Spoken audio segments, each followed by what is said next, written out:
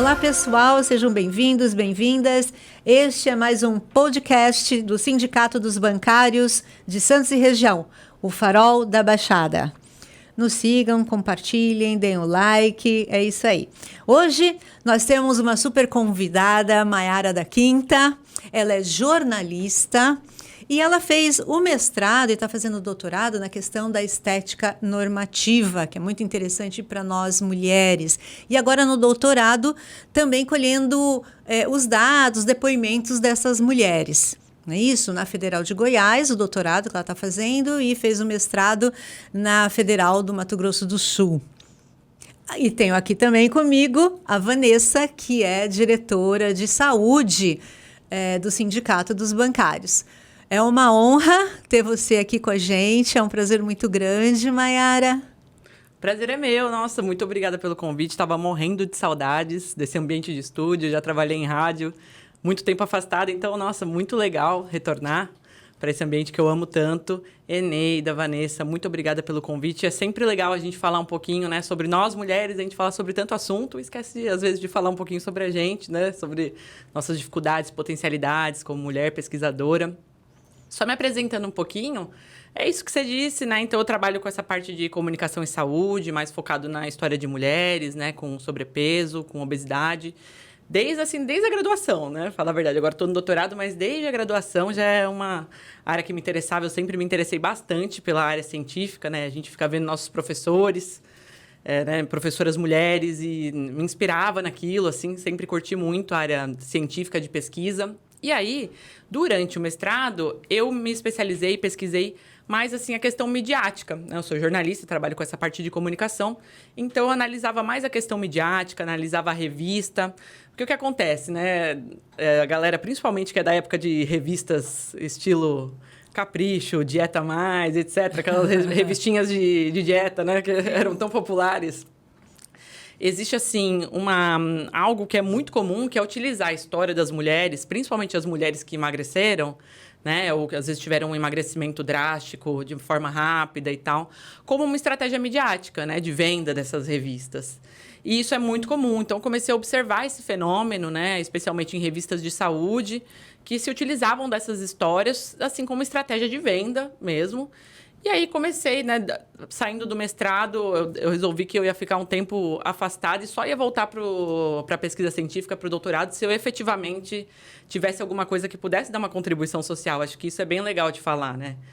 A pesquisa científica, ela precisa ter esse intuito de transformar, nem que seja assim uma gotinha no oceano, mas transformar alguma coisa. E aí, a partir de tudo isso que eu observei, eu analisei que seria bem legal não só ver a parte midiática, né? Então, a parte de revistas mesmo, redes sociais, que trabalham com a história dessas mulheres, mas falar com essas mulheres, entender qual é essa história por trás daquele recorte ali que a gente vê na revista, né? Ou muitas vezes a dieta milagrosa, né? Muitas vezes ali a pílula mágica, né? Aquela estratégia de fácil emagrecimento, né? Que nos é tão exigido. Olhar um pouco para a história dessas mulheres, entender todo esse aspecto comunicacional mesmo, né? Essa coisa de... A gente fala, tudo culpa da mídia. Né? Será mesmo, né? Como é esse processo? Como chegam pra gente essas informações todas sobre emagrecimento? Por que a gente replica tantos padrões que muitas vezes a gente nem acredita, né? Eu mesmo, como mulher, às vezes me vejo replicando padrões que eu estudo e não acredito naquilo, né?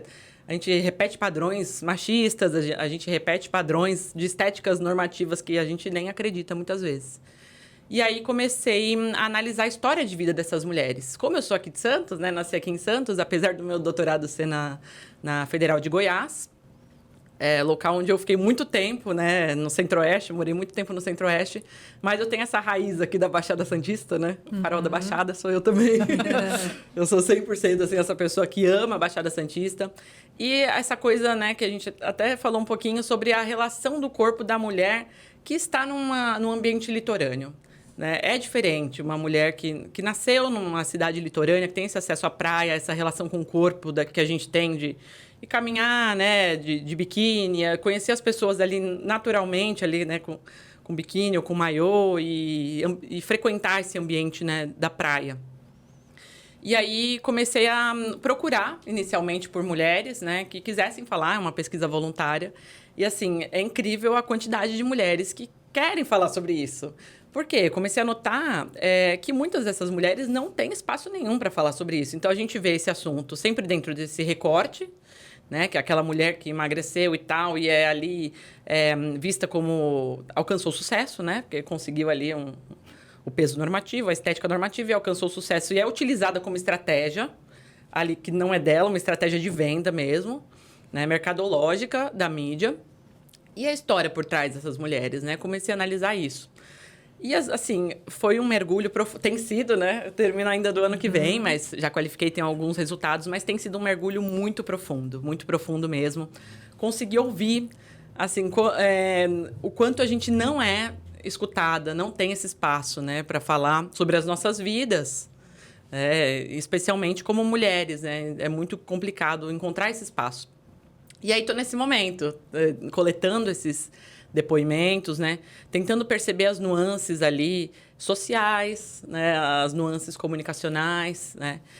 Atualmente, acho que é legal falar também, eu tenho um apoio da Fundação de Amparo à Pesquisa do Estado de Goiás. Isso já é um privilégio, né? A gente está em um contexto aí que ainda já melhorou muito, né? Ficamos aí um tempão sem reajuste nas bolsas. Sim. A bolsa estadual já tinha reajustado antes das nacionais, agora reajustou novamente, ainda para um patamar ok, né? Para uma bolsa que ficou tanto tempo sem reajuste, mas um privilégio, né? Que muitos não conseguem, muitos têm que, né, criar filho e trabalhar e estudar ao mesmo tempo.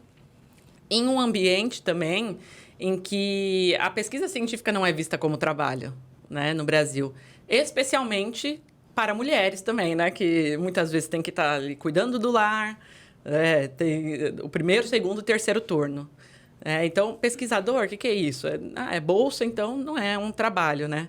E assim, é isso, né, nesse contexto assim, de resistência mesmo, que eu sigo e tentando também, no pouco espaço que eu tenho, nesse espaço de privilégio que eu tenho de ter uma pesquisa financiada, trazer a história dessas mulheres como protagonistas. É esse o meu intuito, assim, no doutorado, mas, assim, o meu intuito de vida mesmo, né? Conseguir, a partir dessa luz que é colocada sobre a gente, né? Que consegue ter acesso a esse estudo, que consegue galgar ali, né? Um mestrado, um doutorado, trazer de alguma forma essas outras mulheres que vão ficando para trás no caminho, sendo aí completamente massacradas pelo contexto social que a gente tem.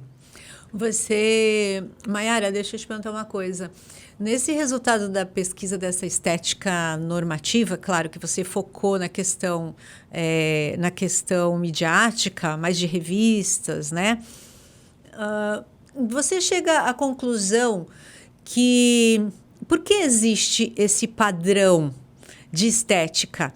É só apenas para venda mercadológico e por conta desse mercado é que se cria esses padrões, ou existe uma questão mais profunda que é preconceito, na verdade? Eu queria chegar nessa... Por que é normativa? O que é considerado bonito?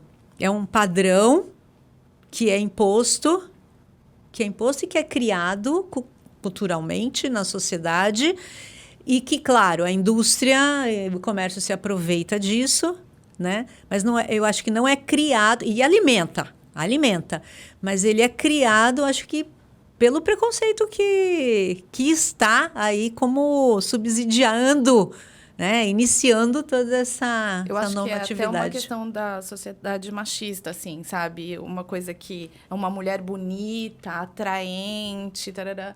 Então, eles acham que uma mulher que tem um corpo mais cheinho, assim, ela não chama tanta atenção, não faz tantos negócios. Eu tô falando isso até porque eu sou bancária há 30 anos. Então, eles queriam colocar ali na frente uma mulher bonita, atraente, que falasse bem. Eles não queriam uma mulher gordinha, sei lá, com um rostinho com espinha, sem maquiagem, sabe? Sem sapato alto. É tudo uma questão de ser mais atraente, que não é.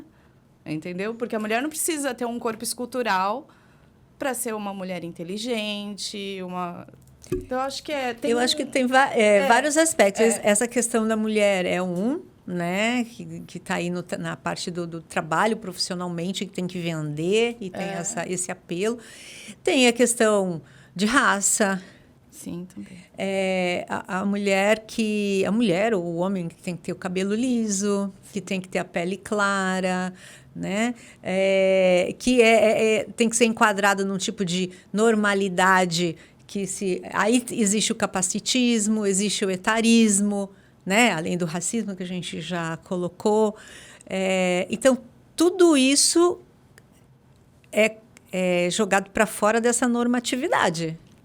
Né? O que você viu nessa... Começamos de... Começaram já com pergunta complicada. Assim, a mulher, ela luta há muito tempo por direitos, né?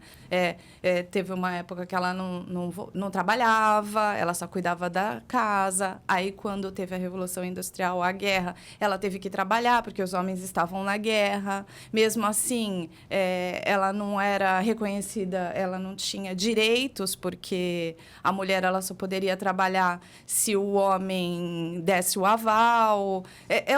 Para a mulher, a vida inteira foi uma luta. Ela teve que lutar para conquistar o voto, então ela tem que ter um corpo perfeito. Ela tinha que casar virgem, que se fosse constatado que ela não era virgem, ela também podia anular o casamento. Então, para a mulher, tudo, a vida inteira foi uma luta. E ela sempre estava atrás do homem, entendeu? É muito difícil isso. Então, eu queria que você abordasse todos esses assuntos assim, só isso. Só. Vamos lá. Jogamos tudo logo, né? Que nem aquele meme que fala, né? Como é que eu faço para em 24 horas ir na academia, cuidar da casa, cuidar dos filhos, ainda ser feliz, né? Conseguir tomar uma cervejinha no fim da tarde, mas sem engordar. Isso. Carboidrato não pode. Que a gente tem que lembrar, isso dentro das 24 horas ali, né? Que grande parte das horas são horas de trabalho. Importante falar isso. Sim. Mas assim, de onde vem isso? Isso foi uma pergunta, assim, bem importante, porque para você conseguir compreender o contexto atual, a gente precisa olhar para esse cenário de como surgiu, né, tudo isso. Porque, primeiro, isso que você disse sobre cultura é extremamente importante. A gente está falando de estética normativa, né, da magreza, esse culto à magreza, mas vindo de onde e em qual contexto? Então, primeiro, a gente tem que falar que é no contexto ocidental, tá? Então, tanto na minha pesquisa, porque a gente tem outros contextos que não partem do Ocidente, que são completamente diferentes do ponto de vista histórico, né? Aí, em relação a onde surgiu, né, de quando veio. Por exemplo, a gente tem pesquisadores, né, que trabalham com essa parte sociológica, né, e histórica do corpo gordo, que retratam momentos na Idade Média em que o corpo gordo era visto como um corpo saudável. E, muito pelo contrário, em relação aos estigmas, porque era algo também relacionado a elites, né? Então, ali, o rei, a pessoa ali aristocrata, né? Que tem ali aquele corpo gordo, que significa que conseguiu... comer. Exatamente, né? Em momentos de escassez... Aquela pessoa conseguiu ali, né, ter aquele porte que significa que ela estava saudável, né, naquele contexto da Idade Média. E aí, mas também é bem legal de mostrar que mesmo lá, nesse contexto cultural, em que o corpo gordo ainda era visto como um corpo mais do que aceitável, desejado, né, nesses contextos de escassez, ainda assim, alguns pesquisadores conseguem demonstrar que a obesidade, que hoje a gente considera como mórbida, grau 3, né, não existia isso na época, eles nem sabiam o que era gordura, né? Foi um processo muito lento, né, da medicina mesmo, da evolução da medicina. Mas essa obesidade ali, limítrofe, também não era já aceita. Então, sempre existiu, historicamente, né, aquela perspectiva do corpo gordo ali como algo não aceito, né? Como isso vai mudando, né? Alguns pesquisadores têm ali algumas divergências em relação a isso. A Revolução Industrial, para um sociólogo que eu adoro, o Jean-Pierre Poulin, ele fala um pouquinho sobre a Revolução Industrial e como a gordofobia surge nesse conceito de você também olhar para aquele cara ali, que é aquele aristocrata gordinho, tal, burguês safado. Sem vergonha. Como o cara que conseguiu, né, acumular muito, enquanto muitos não têm. Então, essa perspectiva de mudança também na Revolução Industrial, porém, outros pesquisadores conseguem ver isso um pouco antes, que vem junto também com a questão da evolução da medicina. Então, a partir do momento em que vai se olhando para aquilo de uma forma mais da medicalização, né, e como o contexto de saúde é associado, e também muito associado também à perspectiva da mulher. Então, os primeiros relatos de mulheres que tentam emagrecer ali na Idade Média para ter uma estética, né, considerada mais adequada, é associada ali, né, às elites, mas a histórias de mulheres. Né? Então, é um processo que é muito lento, né? Não veio de uma hora para outra. Né? Até muitas pessoas questionam, mas calma aí, o que é gordo, o que é magro? Né? Se a gente vai falar em perspectiva cultural, em contexto de recorte de espaço, de tempo, gordo, magro é algo, né, completamente subjetivo. Né? E aí eu já não concordo tanto com essa subjetividade extrema, porque, convenhamos, nós como mulheres que crescemos nesse contexto que a gente é atacada, né, por esses padrões o tempo inteiro, a gente sabe muito bem o que é um padrão esperado. Né? É um padrão historicamente construído de uma forma lenta, mas que foi se consolidando, e que a partir desse momento de transição na Idade Média, que daí quando já não consegue se estabelecer um período com menos escassez, né? E aí, essa transição assim, cultural, histórica mesmo, do corpo, cada vez mais, o corpo, por exemplo, também dos grandes guerreiros, que daí a coisa da força foi sendo também mais exaltada, e essa transição lenta até a gente chegar em padrões que são irreais, porque hoje a gente tem o contexto também de redes sociais, em que a gente retrata corpos que muitas vezes nem existem, né? Uhum. Então, de onde vem? É meio complexo, né? E a gente compreender também de onde vem no contexto brasileiro. Né? O contexto brasileiro, a gente também replica muitos padrões de outros países que são completamente irreais para o corpo de uma mulher brasileira. É engraçado essa coisa dos resultados, assim, obviamente ainda falando sobre os resultados parciais da minha pesquisa. Mas eu sempre tenho um momento na minha pesquisa que eu falo para a mulher, bom, agora que você me contou a sua história, traz imagens que retratem, né, essa sua história de vida.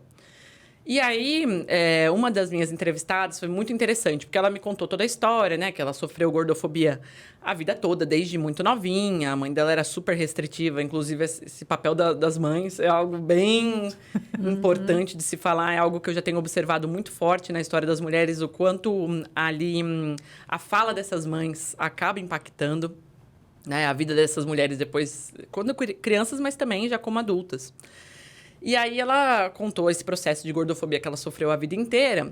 E quando ela foi voltar as fotos para me mostrar, né, retratar um pouquinho ali a história de vida dela através das fotos, ela falou, nossa, Mayara, olha, lembra que eu te contei ali, que sei lá, quando eu estava com 11 anos, eu sofria muita gordofobia? Eu falei, lembro, olha aqui o meu corpo. E aí você olhava para a foto, era o corpo de uma mulher magra, gente. Uma mulher extremamente magra. Uma menina magra, né? Nem uma mulher. Uma menina extremamente magra, né? E aí ela mostrou da faculdade. Lembra na faculdade que eu falei? Tanto que eu sofria, lembro? Olha a foto. Extremamente magra. Que com certeza, dentro da classificação ali, vamos dizer, médica, de saúde, não tinha nem um sobrepeso. Ela com certeza estava dentro de um peso de saúde. Então, assim, como esses padrões também, eles vão se tornando cada vez mais cruéis, né? Nesse contexto cultural que a gente vive, especificamente no Brasil, especificamente também nesse contexto litorâneo que a gente vive, que tem também, né, as suas particularidades, essa coisa de mostrar o corpo ali, né, na praia, né, muitas mulheres, eu escuto relatos de mulheres que gostariam muito de frequentar a praia, que nasceram aqui na Baixada, mas que não vão à praia porque tem muito medo da exposição do corpo e do julgamento, né, de serem, muitas vezes ninguém nem vai estar olhando, mas ela passou por tanta coisa que ela vai sentir que está sendo vista, que está sendo julgada. Ela mesma é crítica, né, dela. O tempo inteiro, assim. Então, é um contexto muito longo, né? E, assim, muita gente fala para mim, você não acha que melhorou? Assim, né? Tudo bem, você está falando lá da Idade Média e toda essa transição histórica mesmo. Hoje, com rede social, com acesso à informação e tal, você não acha que está melhor? Cara, assim, honestamente, óbvio que eu, como pesquisadora, como feminista, né, como ativista, eu espero que seja um contexto que melhore gradativamente. Mas eu observo o quanto ainda é cruel, assim, né? A gente tem mais acesso realmente à informação, a gente acessa nas redes sociais, né, esses movimentos relacionados ao corpo livre, né, que consegue dialogar um pouquinho sobre isso, sobre que estética é essa, né? Esperada por quem e para quem? também, né? Eu acho que existe a maior facilidade, digamos assim, por conta também das redes sociais, de internet e tal, da comunicação, de dar voz, de fazer com que esses grupos que se sentem marginalizados, digamos assim, não estão dentro da normalidade, dos padrões, que aí não é só a questão da gordofobia, mas é o que eu falei, o capacitismo, etarismo, tudo mais, que eles exponham, coloquem para debate as questões, né? A gente não ouvia falar sobre gordofobia, não ouvia falar sobre capacitismo, etarismo, sabia que existia preconceito, mas não como movimento organizado, como pessoas que querem levar o debate, assim como o racismo, assim como questão de gênero, né, das mulheres. Eu acho que na questão do debate tem mais. Sim, né? eu acredito os dois lados, assim, né? A gente vive essa revolução informacional mesmo, que a gente tem acesso a tudo isso que... olha esse espaço aqui que foi construído, né? Num contexto de sindicato, que você pode trazer pautas super ricas, que muitas vezes eram só debatidas ali dentro da sala, ali do sindicato, né?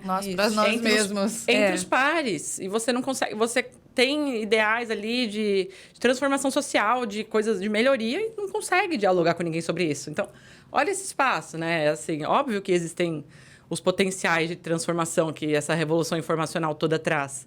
Mas eu também... Gente, eu tô muito pessimista, né? Não, mas você tem razão, eu acho. É importante também, falar. Né? Eu também vejo também com preocupação, porque existe... Tem um filósofo chama Edgar Morin, é bem conhecido. E ele fala assim que até o contrapoder é utilizado pelo capitalismo. O que isso quer dizer? Então, até quando eu vou falar sobre corpo gordo como corpo com a estética que é esperada, não, então... Vamos lá, não é só a magreza, é o corpo gordo também que é a estética esperada, que é a beleza. Aí quem que vai falar sobre isso? São as empresas, né? Então, é a marca ali de sabonete. Isso. Né? Isso também vai ser utilizado como o quê? Como potencial de mercado, como nicho de mercado. Tudo é transformado. Sim. E aí, é nesse ponto que eu sou muito crítica, assim. Parece que existe essa transformação informacional mesmo, assim, de conteúdos que são disponibilizados, né? E dessa possibilidade também das mulheres conseguirem dialogar, falar, nossa, olha, eu passei por isso. Poxa, eu também. Né? E isso é de uma riqueza... Cada história de vida que eu escuto, né, de uma mulher que me conta... Eu me vejo em várias coisas ali naquela história, né? São espelhos. Olha, eu não sei, você é bem mais nova, mas talvez a Eneida lembre. Quando eu era criança, eu era uma criança magra, mas tinha cadernetão. Lembra? O que é cadernetão? Era uma mulher bem gordinha, assim, que ela fazia um programa e ela falava cadernetão. Eu morria de medo de ser gorda que nem ela. Sabe aquela coisa? É verdade, gente. É uma coisa eu que... não lembro disso. Não lembra, Eneida? Eu acho que eu sou mais velha ainda. Não. Mas deixa eu te perguntar, como que era isso dentro da sua casa, por exemplo? Como que era essa relação com a sua mãe, assim? Eu era muito magra, eu não comia nada. Mas, assim, quando meu irmão nasceu, eu acho que para chamar a atenção, eu comecei a comer mais. E a minha mãe dizia assim, vai devagar, você vai ficar gordinha. Aí eu vi o cadernetão, eu não falava... vai conseguir namorado. Não é?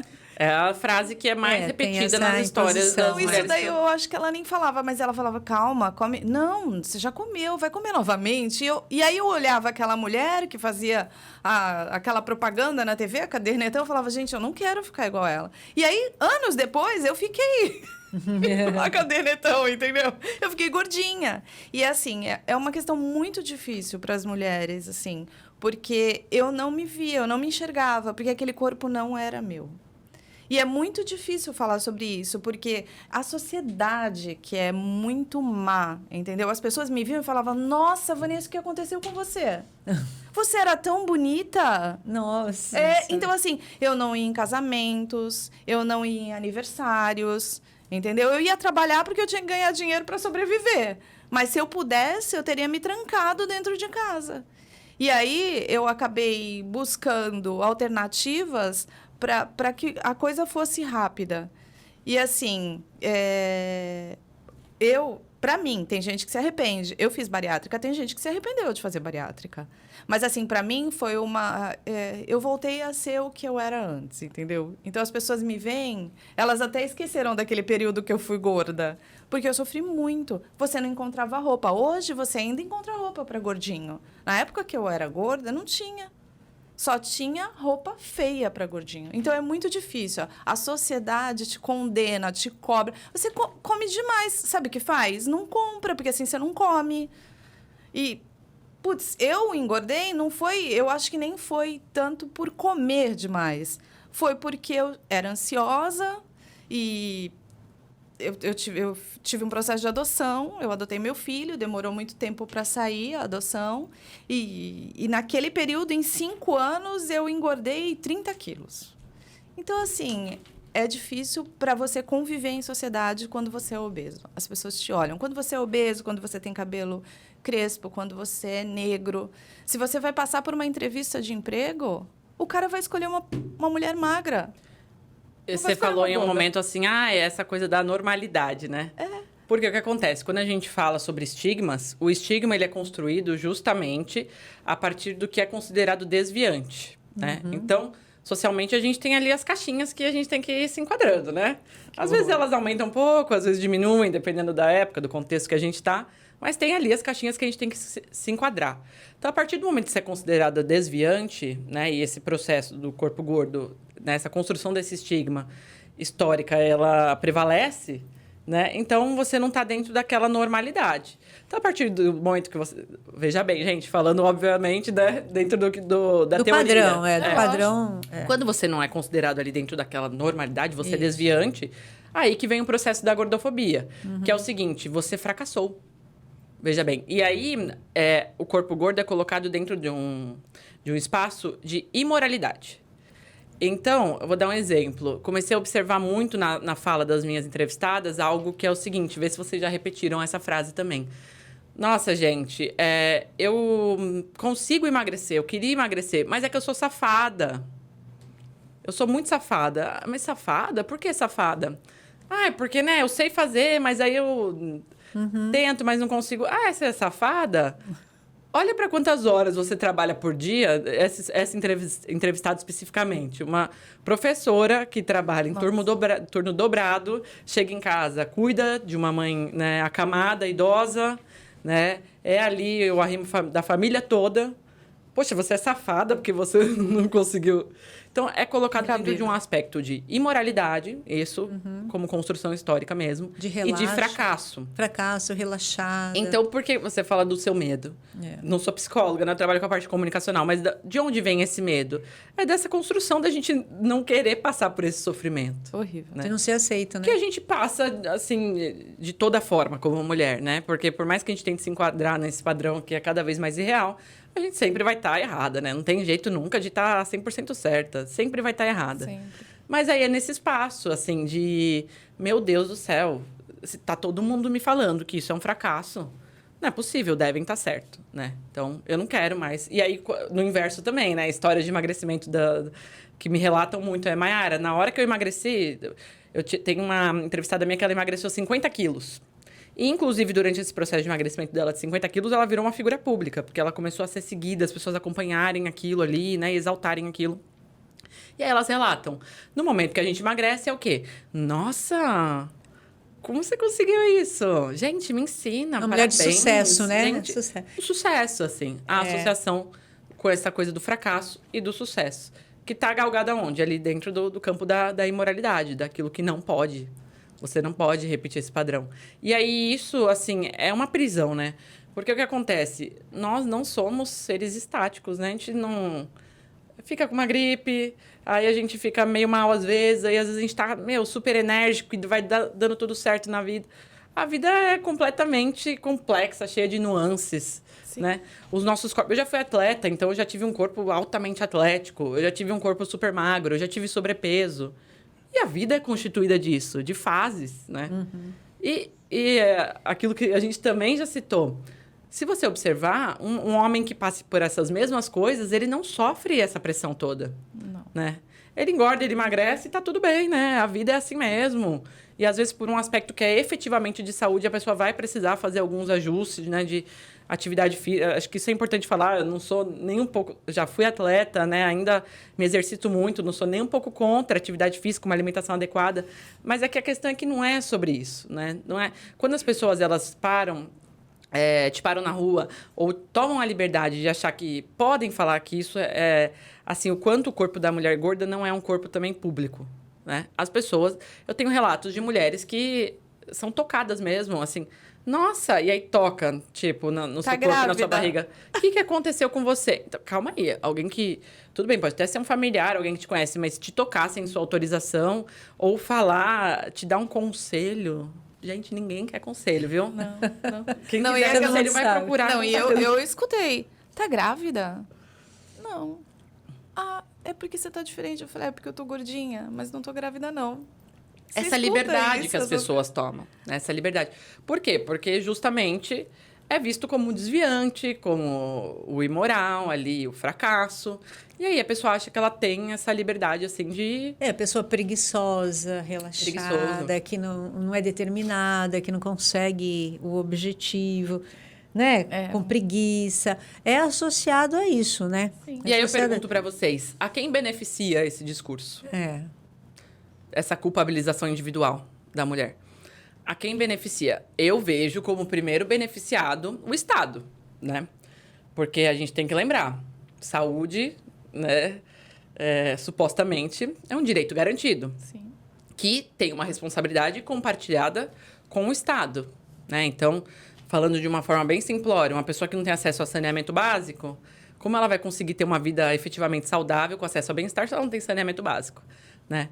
A gente, num contexto, né, de uma alimentação cada vez mais cara, ultraprocessados sendo completamente facilitados, né? A indústria de ultraprocessados sendo exaltada, enquanto, né, o pequeno natural, produtor cada vez mais, né, prejudicado, né? Em um contexto em que a gente tem que trabalhar...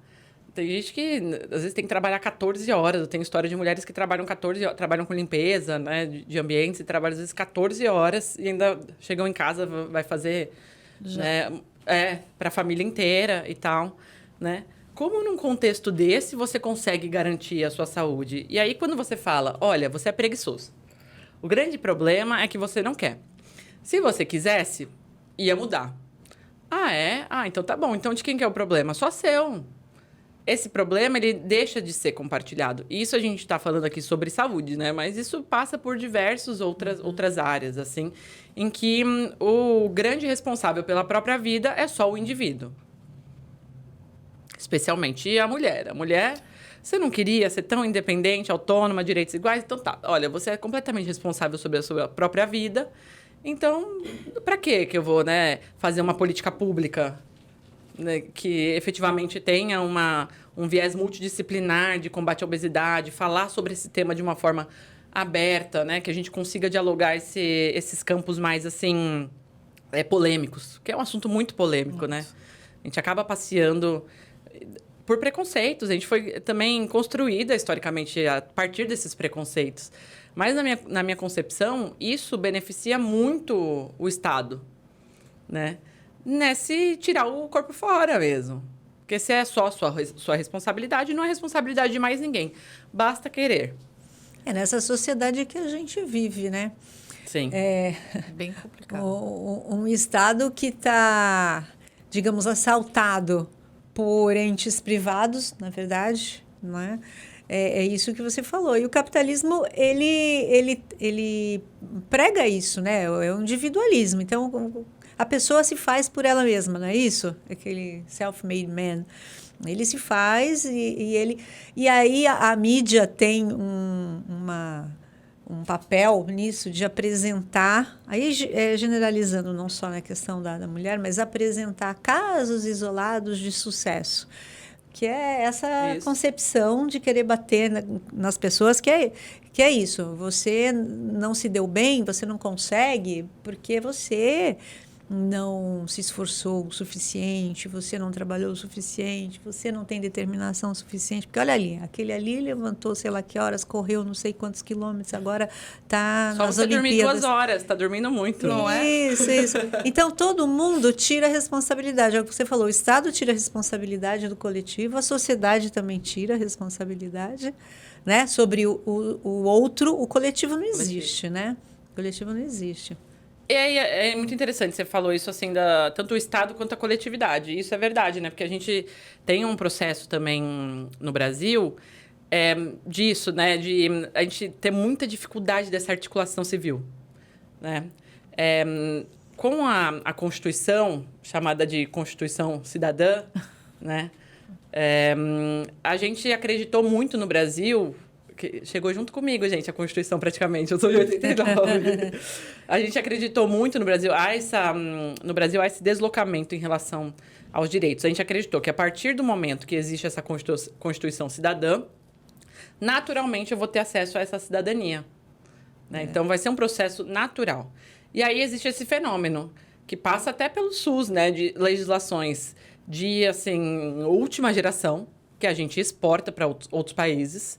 Então, contextos ali, né, de leis mesmo e de garantia de direitos super avançados, do ponto de vista de normas mesmo, para o convívio social, mas que a gente não consegue acessar de verdade. Uhum. A gente não consegue acessar de verdade. E também a gente foi acostumado a achar que não vai rolar, assim, né? E não tem... É muito difícil, a gente não tem, assim, nem acesso a compreender quais são as formas dentro da democracia que a gente consegue se organizar para garantia desses direitos, né? Então, acho que vocês devem passar muito por isso dentro do sindicato, né? O quanto é difícil, acaba sendo um processo de resistência mesmo, né? E aí, com recorte de gênero, para a gente, mais ainda.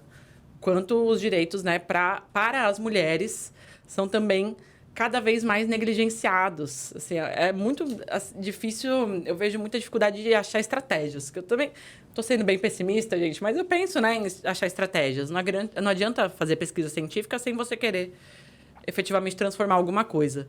Então, quais seriam essas estratégias, né? A gente tentar achar ali, dentro desse processo tão complexo, maneiras, né, de tentar transformar isso em alguma medida. Eu acho assim que as redes sociais, a mídia, seria um mecanismo interessante da gente conseguir mobilizar bastante gente. Porém, o que acontece? As pessoas que vão se envolver nisso são as pessoas que estão vivendo aquilo, né? Que estão sofrendo gordofobia, sei lá, racismo, qualquer questão sobre isso. Só que o que acontece? Da mesma forma que elas são usadas para o bem, elas também são usadas para o mal. Então, muitas vezes, você vai lá, está defendendo aquilo, está tentando mobilizar um monte de gente. Aí entra um cara e começa a atacar. Algumas pessoas recuam.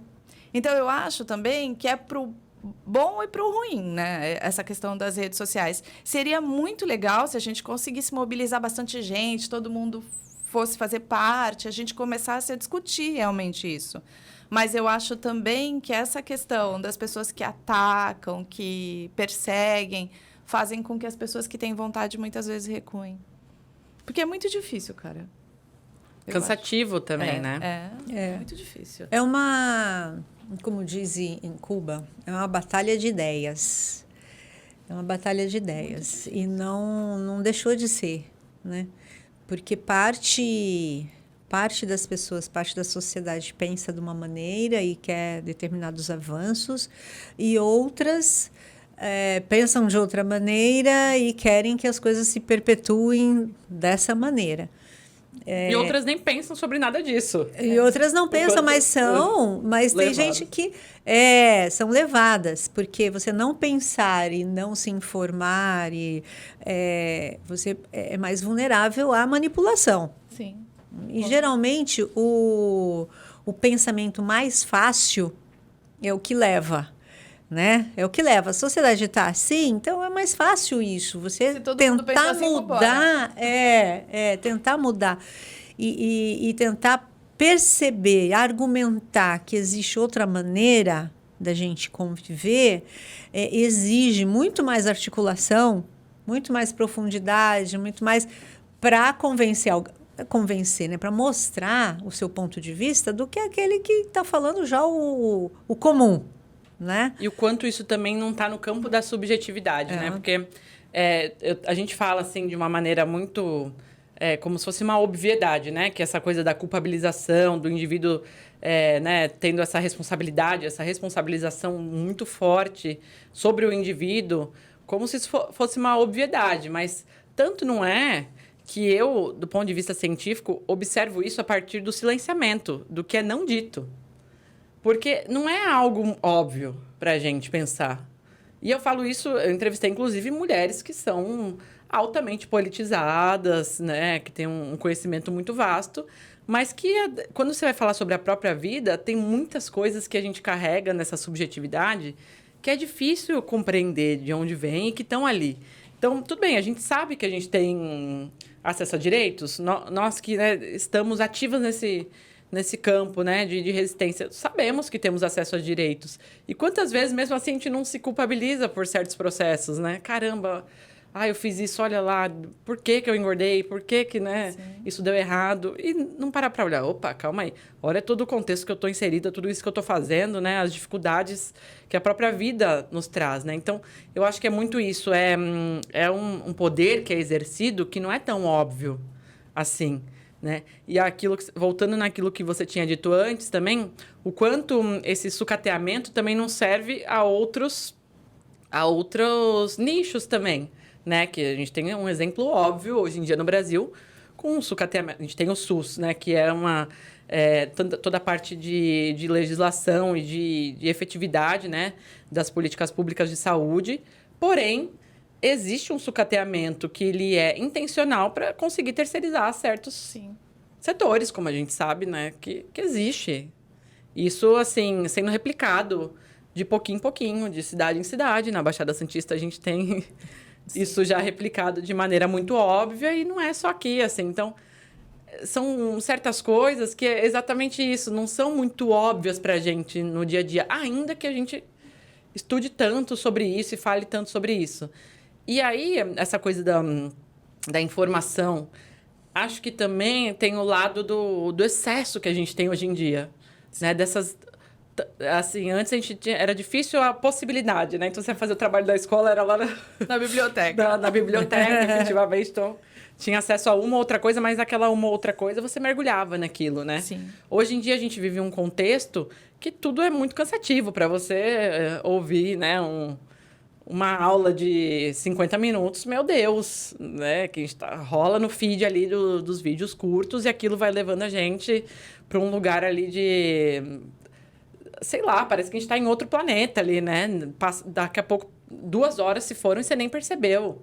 Então, tem esses dois lados também, né? Essa coisa do excesso e que vai dificultando cada vez mais essa saída, né? Qual seria a saída para tudo isso? Gente, acho que as pessoas vão ficar muito deprimidas depois desse episódio. Acho que é melhor eu começar a falar sobre as saídas. Não, é verdade. Não, é reflexivo, reflexivo. Mas eu vou falar uma coisa para vocês. Eu acho que esse lance da gordofobia, que nem eu fiz bariátrica, e eu acho que isso virou um... como é que é? Fugiu a palavra. Eles estão explorando essa questão. Por quê? Porque aí você procura um médico para fazer uma bariátrica. Aí ele fala, o plano cobre, mas aí tem um anestesista. Então, não cobre a minha equipe. Então, eu vou ter que cobrar por fora. Entendeu? É aquele capitalismo selvagem. Os caras começam a explorar de tudo um pouco. E aí... A saúde como mercadoria mesmo. Isso. É lamentável tudo que acontece. E o cara acaba pagando, vendendo o carro, porque ele quer conquistar o corpo perfeito. Que também não era para ser a intenção da bariátrica, historicamente, né? Isso é uma coisa super complexa. Porque teria que ser para a saúde, né? Com certeza. A bariátrica, ela surge em um contexto em que ela começa a ser feita para salvar vidas de pessoas que já estavam ali com obesidade grau 3 e tal. E era a saída mais saudável, efetivamente. Sim. E aí entra numa coisa também mercadológica e maluca, que começa a ter gente engordando para querer fazer a bariátrica. Eu conheço. Como é que é? Porque tem um peso mínimo e tal, né? Tem regras. Não é entendi. Aí engorda para poder entrar no... Come que nem louca. Querendo fazer, né? Vamos lá, não é que não é indicada para ninguém, mas, novamente, são pessoas singulares, com vivências singulares, que deveriam ser, né, analisadas ali pelo profissional da saúde dessa forma, como seres humanos complexos. Mas né? virou mercadoria mesmo. E aí a coisa é para todo lado, assim, né? Então, eu também tenho entrevistadas que se arrependeram, né, de fazer a cirurgia, porque justamente se viram nesse lugar, assim, de... eu vou fazer porque tá todo mundo fazendo. E olha para trás e fala, caramba, mas será que eu precisava mesmo? Mas agora já foi, né? Já tem que fazer o acompanhamento ali com... Colocar ferro na veia mensalmente, porque é isso, agora já foi. Porque você resolve um problema, mas você ganha outros, Com certeza. entendeu? Você tem uma anemia constante, principalmente a mulher. A mulher sempre sofre, sempre, em tudo. Historicamente, a mulher foi... Sim, gente. Infelizmente. É uma tristeza. É Se muito eu pudesse difícil. escolher... Não, eu gosto de ser mulher, cara, mas assim... É difícil. É uma tristeza, né? Tem certas coisas, assim, que você fala, caramba, seria tão mais fácil, né? Seria tão mais fácil. Porque tem... E até, assim, certas coisas que não são nem palpáveis, assim, né? Então, às vezes, sei lá, num processo seletivo, você tem a mesma capacidade, né, de currículo que um cara e, assim, ali dentro da subjetividade, o escolhido é o cara, né? Então, não são coisas, às vezes, muito materiais que você consegue falar, não, olha, isso aqui é injusto. Mas, assim, né, nas nuances do dia a dia, né? O quanto Quanto é difícil ser mulher. Eu até, antes de tudo isso, eu fiz uma pesquisa de tudo que a mulher passou ao longo dos anos. Eu acho que foi em 2002, se eu não me engano. Vou consultar aqui. Que A eu não me lembro. enciclopédia universitária. Eu fiz uma pesquisa, mas não decorei nada. Quer Hoje ver? a gente não precisa decorar nada, essa é a parte boa, né, gente, Sim. da tecnologia. Alexia. É isso, Alex, é a melhor. Então, não, em 2002 foi a questão da falta da virgindade. Mas tem aqui, que é bem recente também, mulheres conquistam o direito de portarem um cartão de crédito, de 1974. O quanto também a gente não olha para essas coisas como se fossem coisas muito afastadas. Não, é muito recente. Não é muito afastadas e... A gente se espanta, né? Porque a gente Nossa, nem fiquei sabe, a maioria nem espantadíssima. sabe disso, a gente não sabe disso. Não. Agora não caiu essa questão de usar o argumento de honra, de matar pela honra. Caiu agora, né? Que até há pouco tempo, quer dizer, eu acho que tudo se relaciona na esfera do poder. É uma questão de relações de poder.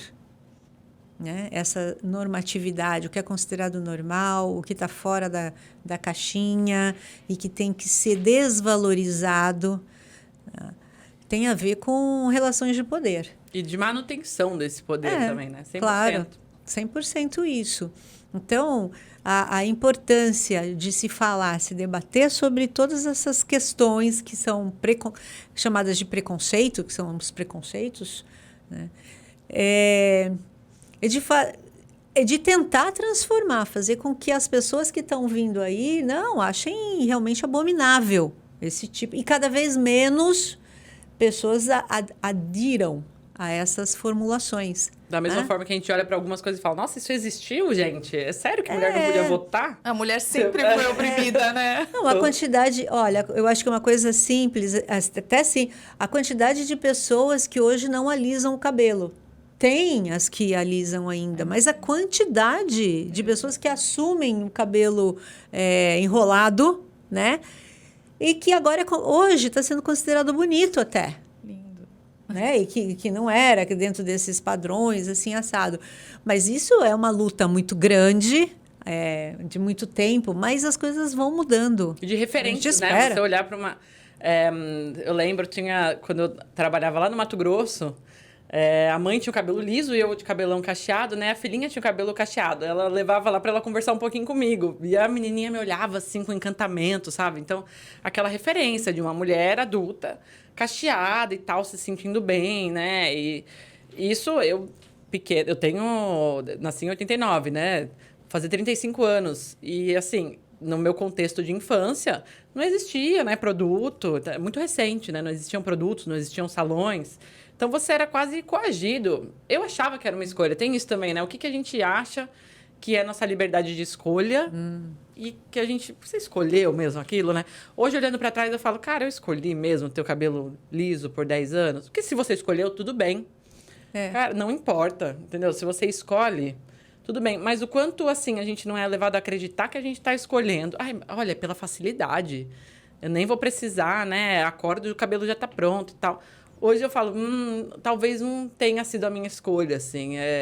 Eu observava que as pessoas me tratavam diferente ali com o cabelo liso e tal. E aquelas facilidades, né, me levavam a fazer novamente e tal, até eu ter a força, né, como mulher, assim, de resolver que eu não queria mais aquilo. Mas é aquilo, o quanto a gente acha que certas coisas a gente escolhe dentro desse contexto capitalista e que muitas vezes não escolhe, né? Tem um estudo que fala até sobre a questão, a gente está falando sobre cabelo e corpo, mas sobre a questão, por exemplo, do compartilhamento, que hoje é popular. Então, vou pegar um carro compartilhado, vou compartilhar aqui. Nos Estados Unidos é muito comum que as pessoas aluguem até, sei lá, furadeira. Ao invés de você comprar uma furadeira, você aluga uma furadeira, né? Então, essa coisa, cada vez mais, compartilhar tudo. E aí, tem um autor chamado Morozov que ele fala o seguinte, não, beleza, é um bielorrusso. E aí ele fala o seguinte, beleza, você pode escolher usar um carro compartilhado, mas é a sua escolha ou você não tem dinheiro suficiente para comprar um carro dentro da sua realidade? Porque se for a sua escolha, massa, por conta da sustentabilidade, do meio ambiente, mas é a sua escolha mesmo? Né? E eu fiquei lendo aquele texto falando, caraca, que eu sou 100% essa pessoa. Uhul, vamos compartilhar tudo e... sabe? Óbvio, né, que existe o contexto do meio ambiente, sustentabilidade e tudo mais. Mas o quanto a gente não é levado a acreditar que muitas coisas que a gente faz porque quer, né? E esse querer, novamente, especialmente para as mulheres, esse querer, essa escolha é muitas vezes, assim, questionável, né? Você não consegue olhar, de repente, para coisas do seu passado e falar, caramba, será que eu escolhi aquilo mesmo? Ou fui escolhida, né? Por aquele contexto, né? Que vai te levando, vai te guiando. E aí, aquilo, né? De pessoas que se arrependeram, às vezes, de fazer a bariátrica, porque fala, não foi bem uma escolha racional, sabe? É complexo, assim, né? A gente conseguir entender um pouquinho tudo isso. É muito difícil. De repente, falar um pouquinho sobre as saídas agora, né, gente? Isso. Porque senão... Então, tô esperando. Saídas. Me conta, vai. Queria que chegasse essa hora. Então, nos resultados parciais da minha pesquisa, eu falo muito sobre um deslocamento da cidadania. O que acontece? A Adela Cortina, que é uma pesquisadora argentina, ela fala que a cidadania está galgada dentro dos princípios básicos, né, de direitos, de responsabilidades. E tem um terceiro aspecto, que é o aspecto que é muito importante relacionado à identidade, né? E essa identidade, principalmente em relação à identidade coletiva, que volta naquilo que a gente falou sobre essas organizações civis e a forma como a gente consegue se relacionar com os outros dentro das nossas comunidades em grupos, né? O ser humano, gente, ele é um ser humano que... Ele só é ser humano porque ele se comunica e porque ele se relaciona. Então, ele precisa dessa socialização, né? E aí, eu comecei a perceber que muitas das mulheres que conseguiram encontrar estratégias dentro da vida delas para adquirir ali um lugar de bem-estar, né? De conseguir dialogar sobre tudo aquilo e se sentir bem com o próprio corpo, independente do corpo que está naquele momento, tem muito a ver com mulheres que estão em grupos de diálogo que não necessariamente dialoguem sobre aquilo, mas em grupos de pertencimento. Então, é um caminho que eu tenho explorado, que é muito interessante, porque, para você ver, né? A saída também é comunicacional, né? Isso que a gente está falando. Existem, óbvio, excessos e ausências em relação à comunicação. Hoje é um contexto completamente diferente que a gente não sabe lidar. Agora, com as inteligências artificiais, a coisa vai mudando de uma forma muito rápida, a gente vai ficando perdido. Mas eu acredito que se existe uma saída dentro dessa busca por cidadania mesmo, né? É uma saída que é entre mulheres e a partir da comunicação e a partir desse pertencimento em grupos. Eu acho que eu amo conversar com mulheres. Cara, me transforma sempre. Né? Eu ouvi a história de outras mulheres me transforma. Eu tenho certeza que para vocês é assim também, né?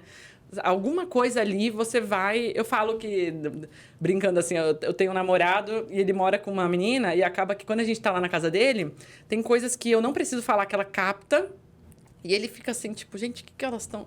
A mulher, ela consegue entender, porque ela vem desse mesmo lugar de violências dentro das suas particularidades, singularidades, mas de violências, né, de uma vida inteira.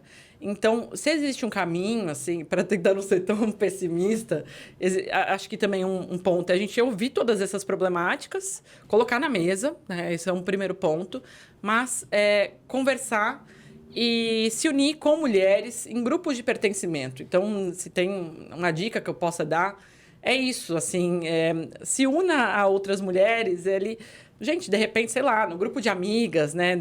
Estabelecer um grupo de amigas que você confia ali, que você está sempre junto, não se afaste, não se isole e consiga e converse com mulheres, assim, acho isso muito importante e é esse caminho que eu vou levar até como outros projetos, fazer projetos que, agora, eu ouvi essas histórias todas, que essas histórias dialoguem também, né? Rodas de conversa, coletivos, entrevistas, seja lá o que for, né? Esteja entre mulheres e dialogue com mulheres. Acho isso muito importante, porque a gente consegue ver, às vezes, num potencial ali, uma estratégia que você usou para sair de um contexto ali de violência, de repente aquilo é um gatilho para que eu consiga sair também, né?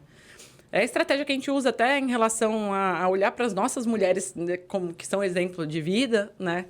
Olhar para as estratégias que muitas vezes ali foram da forma que deu, das nossas avós, das nossas mães, né? Às vezes não tiveram o acesso que nós temos, mas estar entre mulheres e fazer esses coletivos e não desistir disso, né? Porque é algo realmente que esse poder, né? Essa construção de poder mesmo, faz com que a gente se desmobilize. Não tem jeito. E eu acho que é justamente por isso, porque talvez essa seja a única saída. Então, a partir do momento que você está desmobilizada, né, a coisa permanece como está. Então, não é uma saída muito fácil, né, gente? Não. Mas pelo menos é uma ideia. Atomizada, mas acho que tem todo sentido, Mayara, todo sentido. Eu faço parte de um coletivo, Maria vai com as outras, até a Dida esteve aqui. Oi, Dida, o pessoal do coletivo do Marias. Eu amo a Dida, gente. Então, ela esteve aqui já, eu acho que a semana que vem eu também vou convidá-la, a gente vai fazer um programa sobre tráfico humano. Ela não está sabendo. Muito, ela ainda não está sabendo. Esse vai ser mais pessimista que o meu, gente. Sim, com certeza. É mais difícil. Tá vindo aí. Mas esse coletivo, ele, claro, são mulheres feministas, né? Tem algo que nos une, mas não necessariamente você vai ficar conversando sobre o problema de cada uma, nada disso. É que cada uma dá força para a outra. Você se fortalece no coletivo, né?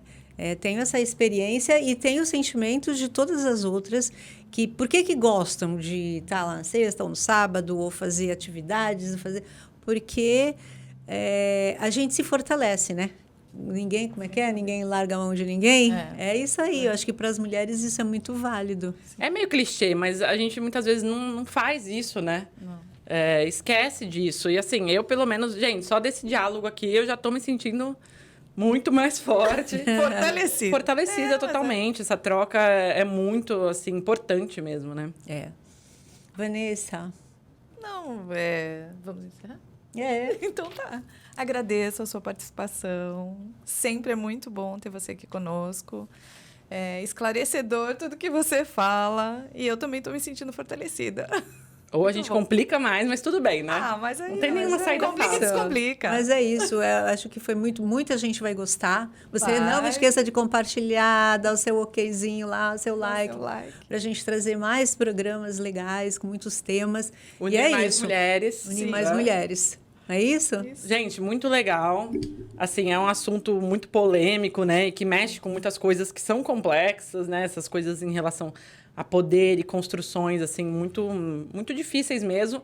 Mas o caminho é esse, né? A gente dialogar sobre tudo isso. Eu acredito que existe solução, sim, gente. Senão, nem estaria aqui, né? A gente tem que acreditar e se fortalecer, assim, né? Nos coletivos. Então, amei, assim. Muito obrigada. E me chamem mais vezes. A gente que agradece. Obrigada, viu, Mayara? Obrigada. Valeu, pessoal. Até a próxima quinta.